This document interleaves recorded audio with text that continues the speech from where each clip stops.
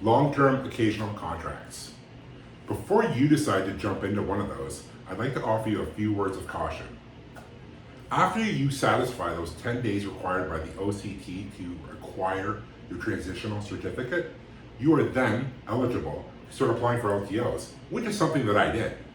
But let me tell you, it was an absolute nightmare of an experience.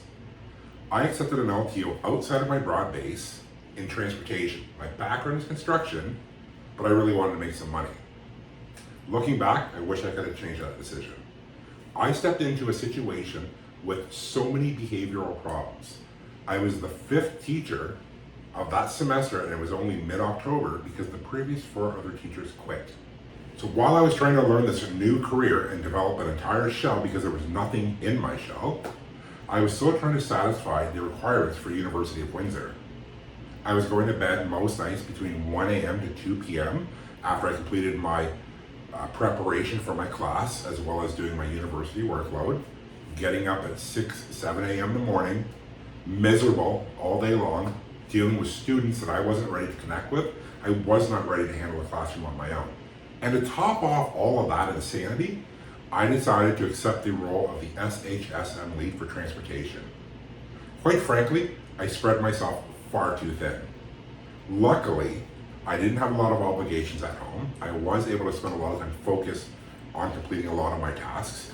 So I was able to navigate that. But even with that, I did struggle. I wish that I would have heeded the advice of Tim to not jump into an LTO right away until I became more comfortable inside of a classroom.